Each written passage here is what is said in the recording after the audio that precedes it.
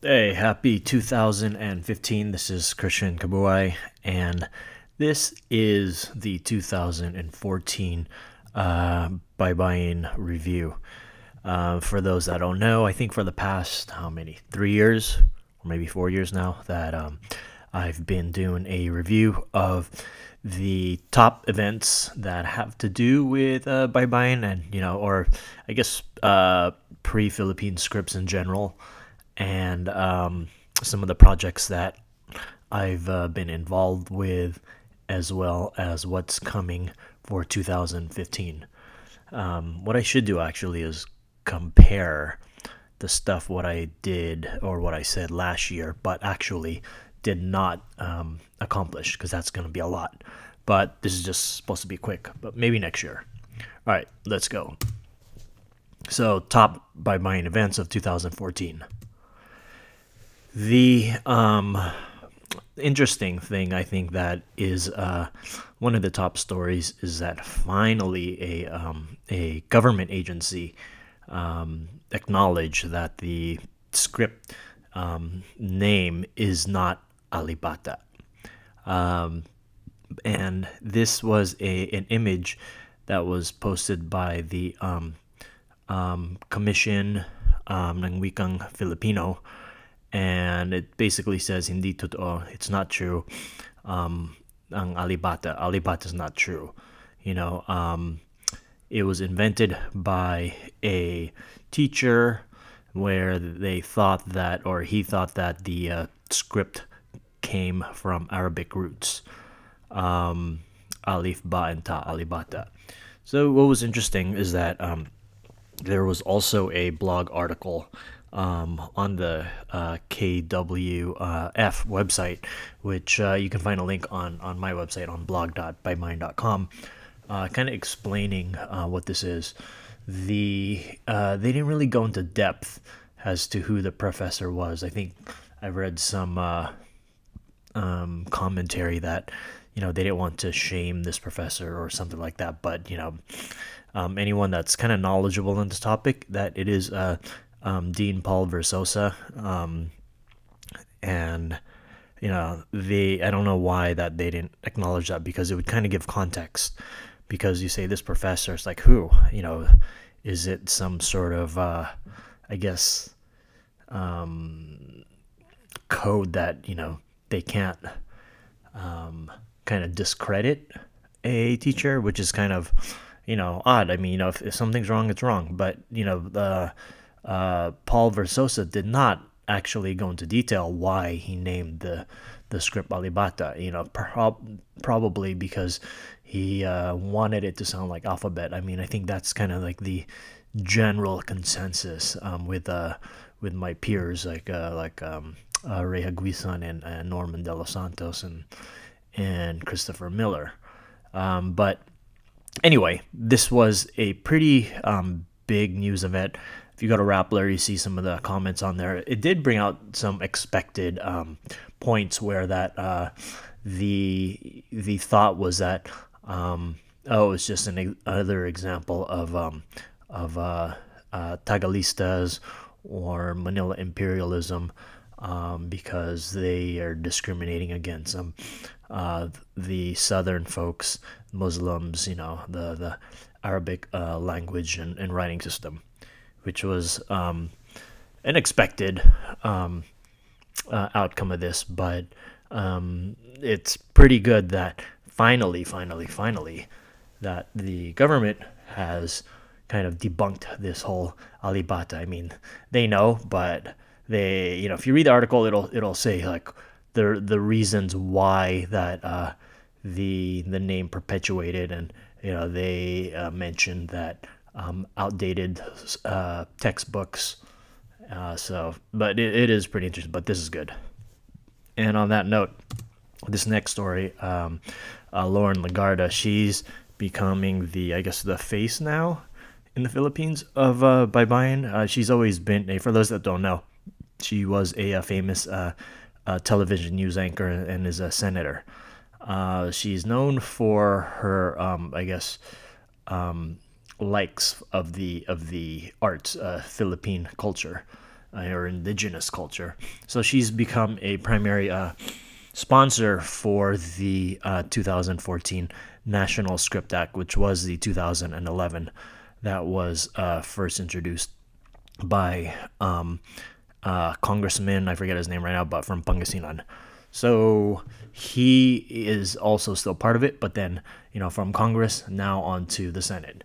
And I think that with Lauren Lagarda's name and popularity, this bill is probably going to be pushed forward. This is Hector Santos. I did miss one last year when. So Hector Santos is one of the pioneers of the writing system of Baybayin and Philippine culture in general on the internet around 1995-96. Along with Paul Morrow, Hector published a lot of the earliest studies of the script and pre-colonial culture on the internet. So a lot of folks, such as myself, got a lot of their initial knowledge from Hector Santos. So he passed away this year. But I missed earlier last year, Bayani Mendoza de Leon passed away as well.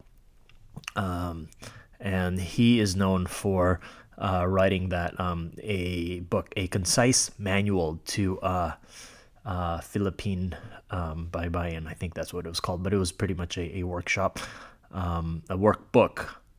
So these two guys, passed away within the last year and a half. This is an interesting thing. The Manila Collectible Co.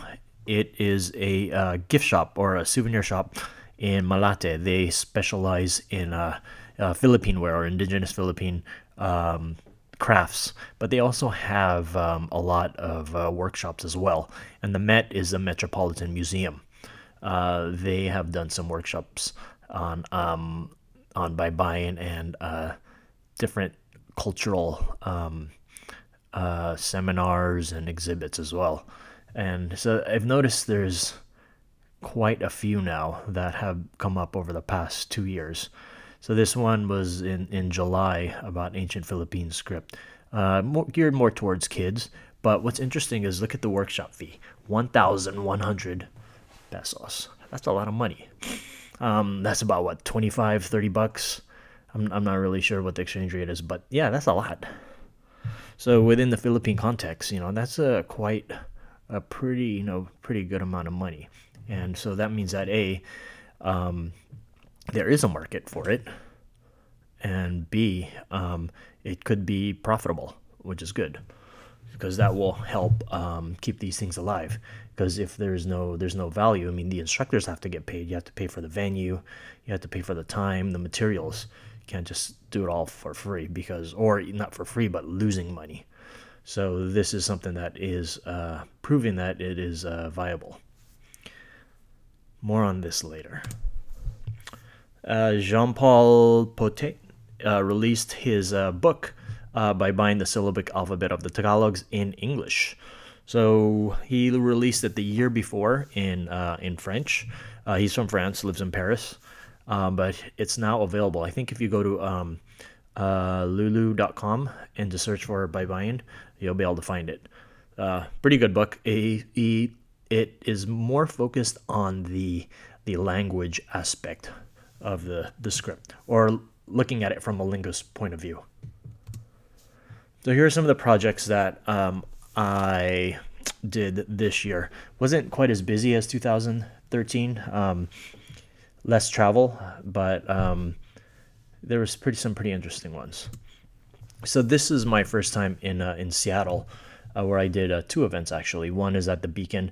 I've never been to Seattle, so I did something at the Beacon, which is a dance studio of massive monkeys. And there's a pretty good Filipino community up there. I've heard for a long time, and that is true. Seattle itself is an interesting city.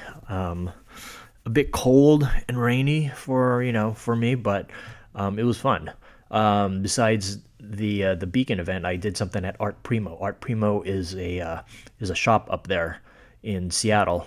They are online pretty much at first, and then they opened up a retail store. and they have one here in San Francisco as well. And I've been a long time customer. That's where I buy markers and pens and graffiti items. And it was pretty cool to do a workshop at that store. And they're owned by minorities, people of color. There's a Filipino there as well, so it was good to support them. I look forward to doing more events with them. This one's is an experiment, which it is, I guess, by buying art based on your ability to pay. I wanted to try to make different tiers for people to purchase artwork. I had a low, middle, and high. Basically, one, lowest is like if you can't afford it, and I gave reasons on my website, then you would pay this amount. If you can't, say, for example, afford to eat organic and not even worry about it, and shop at Whole Foods, then you should probably pay the higher tier, stuff like that. So I'll probably expand this to other products. I think right now I just have it on the 8x10 watercolor art, but maybe I'll transfer it over to the digital art. We'll see. This right here was the annual FPAC in LA. This one was special because they moved it from San Pedro to downtown Los Angeles. That means a lot of eyeballs and a new environment. We had a not really a reunion, but a meeting of a bunch of Baybayin artists. I think we had maybe about 8 or 9, and I think that's a lot for the first time. So this right here is probably the premier festival on the West Coast, and with it being in downtown Los Angeles, I just look for it to grow even more. So we'll see how it goes again next year. I did an interview with Entrepreneur Philippines magazine. This was based on my crowdfunding. Crowdfunding is basically like Kickstarter, Indiegogo, where you set a goal. You say, I need $5,000 to do this project, and people can contribute, say, 10, 20, 30, $40, and then they get prizes or the actual product. And I did an interview with them to kind of give them an overview of my process on how I approach crowdfunding my projects. This was, I think, the September 2014 issue. I think I have a link on my website if you want to read it, or if not, just contact me. I can send you a copy.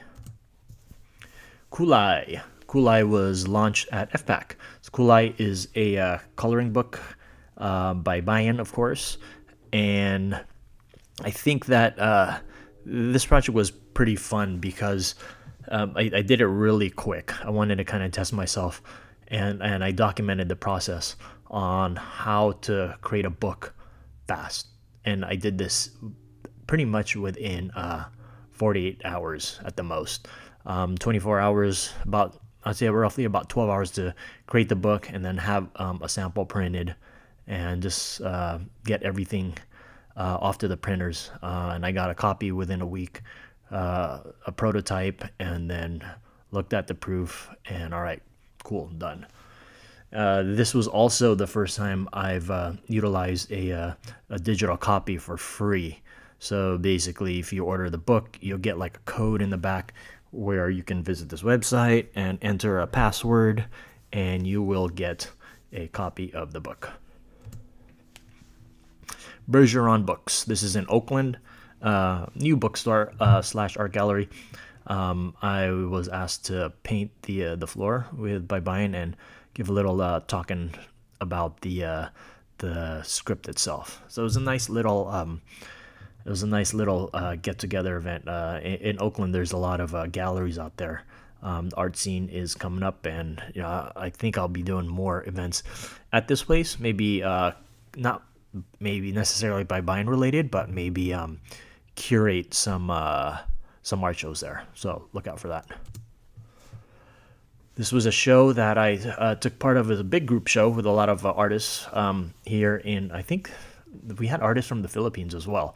So this was an international art show in San Jose. It's Philippine Nostalgia 2. This is where I showed my Baybayin barong.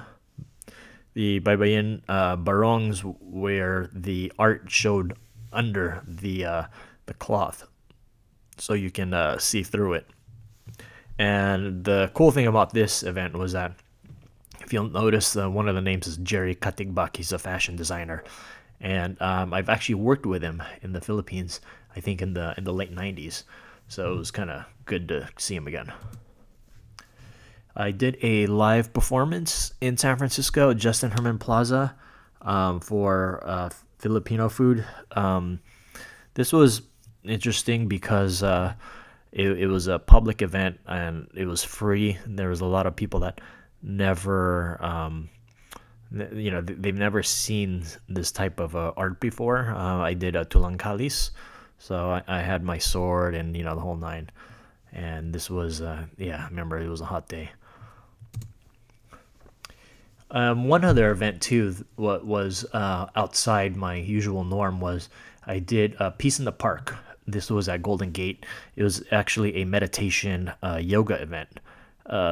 So there wasn't any Filipino other cultural booths out there. What was interesting was that I was approached by a lot of Indians, and they're asking me if the writing is Chinese, and then I told them, no, this is our writing system from the Philippines. It's derived from Sanskrit, and we talked about the links between Philippine culture and India. And had I known, which I should have known, that I would have brought a lot more materials, kind of bridging the gap between India and the Philippines. So if they have this next year, I'll do it, and we'll have those conversations. This event, that is Bill Murray on the left, the dude from Ghostbusters. It was a Bill Murray art show. So basically, there were, I think, maybe 200 artists that brought in artwork that's based on Bill Murray. So me being a calligraphy artist, I wrote Bill Murray in Baybayin. I think it was the only calligraphy art in the whole event. A lot of them were portraits. So this was good too, to kind of promote the writing and the culture outside the Philippine festival circuit. Now this one, FONS is the Filipino American National Historic Society. I just became a member after many years of knowing people within FONS, and always missing the conference. It's every 2 years, I believe, and I missed it in Seattle. I missed it in, I think it was in Alaska. There was one, I think, in LA, but no, New Mexico the other year. But this one was in San Diego, and I like San Diego. And this is my first time attending it, and I got a vendor table, and wow, it was such a great event. I mean, next year, I think 2016, it's going to be in New York. So I think I'm gonna try and submit a paper to run a workshop or something. But it's really worth it to go if you can attend one in your area.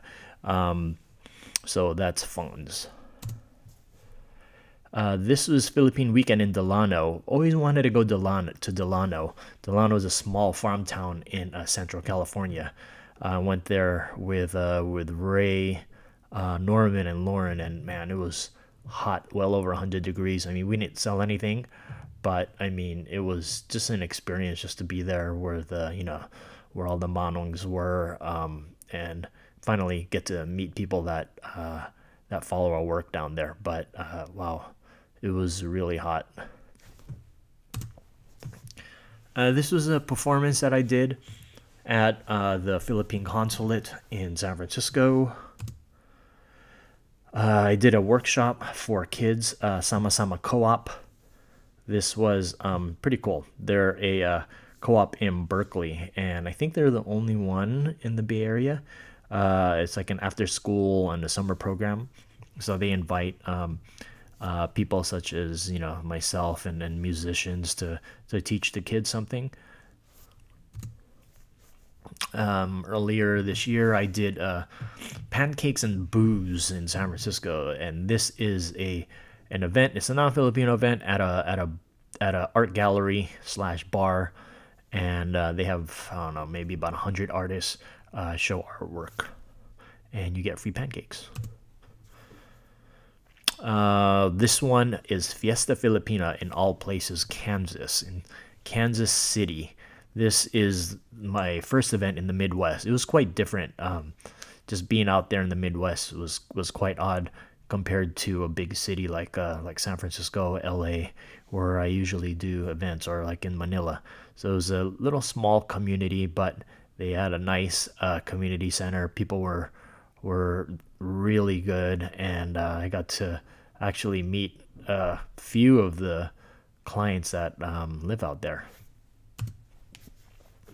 Did I think this was a live performance with Ron, when Cynthia Alexander and a designer from New York, Carla Santa Cruz, came to San Francisco. Did a performance with some dancers in Alameda. This was sort of a workshop slash performance they did at a yoga meditation event in San Francisco. I released the second Baybayin hat Duha, and I just recently found out, I think in October, that the black ones got pirated. So that's kind of my original plan. Piracy does suck, but if they're gonna pirate something, at least it's promoting. So I did see a picture of it, and looks crappy, but it does say Baybayin on it. I think all the characters are right, so the plan worked. I did a talk earlier this year with Lenny Lane and a couple of different writers at the Bayanihan Center in San Francisco about my second book, Sulat ng Kaluluwa. And the highlight was the Japanese trip. Did a lecture at Tokyo University of Foreign Studies, and Japan is a trip. I mean, I've been there before, but I was much younger. But this time I was able to go with some colleagues, and it was just a really good experience. Basically, the trip was with academics from all over. I think from London, from the US, Canada, Australia, and then also with culture bears, like such as myself, Norman, Mike Pangilingan, and for Sulat Kapampangan, and the Mangyan Heritage Center, and also Kanakan, representing the Palawan script. So it was quite a interesting mesh of minds out there in Japan. Hope to do it again someday. Also updated my online translator, Baybayin.in.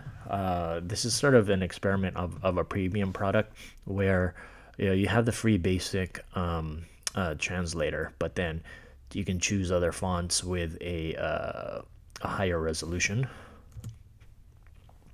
And I started this little campaign on the Baybayin page, hashtag Baybayin errors, and it's to kind of highlight obviously the errors, but also use people's errors to teach as well. And what's weird is that I'll post some news about, say, Lauren Lagarda or whatever, something that's pretty big, and I'll get maybe 1 or 2 comments. But if I post like an error and then everyone starts commenting about it, I mean, I think it's kind of like it's easy to hate. So 2015, here we go. 2015, I am booked to be in the Philippines. I'm going to be there from March 27 until April 13 to attend this. This is the Baybayin Summit in Pangasinan, April 9 to 11, where I'm from, my father's side. So this is gonna be really interesting because I haven't been to Pangasinan in a long time, and the speakers that are gonna be here are a lot of folks from the Philippine government. I even think the president Aquino is gonna be speaking with Lauren Lagarda. So maybe I can get a selfie with them. So on that note, I know I mentioned this last year or the year before of a U.S. conference. It's kind of hard trying to look for a venue, trying to get speakers and budgets and things like that. It is hard, but maybe we can do a virtual conference. So I'm talking to a couple folks that could possibly be in this conference, and we would put it online. We would do it live and then record it. So kind of working on the logistics, but this is one of my goals for 2015. Along with the school. So I think I first announced this in 2012, but I've been touring around the content, and I think I finally got it. And I just have to go ahead and record the content and put it together. So look for this. Maybe I'll probably launch it in the summer. We'll see. Meaning June in the US. And also a podcast. So this is still in its concept. Still trying to work out some logistics. But I think that I'm going to try and experiment on a podcast this year with some guests. I started working on an app late last year, but came into some technical problems. I'll still try and work on it next year, or this year actually. And because it really needs to get updated. I see all the hate messages on the Android Play Store, so I get it, but what can I do? Looking to go to New York this year. Every Philippine Independence Day, I'm in San Francisco Union Square, but this year I think I'm gonna go to New York, test that out, and then I think maybe do something with Unipro. Maybe I think they're having something June 6th, so look out for that. So maybe when I was in Japan, I met some folks over from Indonesia, and they invited me to possibly go there and give a talk. So maybe if there's time when I'm in the Philippines around March or April, maybe I'll drop by Indonesia. Hawaii is I haven't been to Hawaii since I was a kid, and I think that's kind of like a Seattle, where I hear a lot of things about Hawaii, but it's just expensive to go there. But I think this year I might be able to do it because there's this event I want to go to. I was Lane Wilkin told me about it. It's called the Pacific Ink and Art Festival. It's mostly tattooing, but they also have art as well. So maybe I'll do that. And also after New York, there could be a trip over to Europe again. Won't be as crazy as the one in 2013. Maybe London, and Paris, and maybe one more country. We'll see. Maybe Germany. Not sure. And of course, another hat. So I have a couple ideas. Maybe I'll do 2 hats this year. A couple ideas of hats. I already have designs, and I just have to kind of talk to my partners. And so look out for that this year. Maybe one of them will be a collaboration with some other company. Who knows? And then another book. So this is something that I need to do. The 2009 introduction to Baybayin is sort of outdated. I mean, I just kind of put that together really fast. But there's so much more content that could be put in there. So it'll probably be too much content to be a volume 2. So it's going to be an entirely new book. So there's the 2014 review and what's happening in 2015. I'm sure I left some things out, but oh well. You can just check out the website, baybayin.com, for more information. I gotta update that website too, which I think I'll do, especially the tutorial section. You can check out my my art website, kabuai.com, as well as on Facebook, Instagram, Twitter, and everything else. All right, so any questions, shoot me an email, info@baybayin, or leave a comment. Thank you. Bye.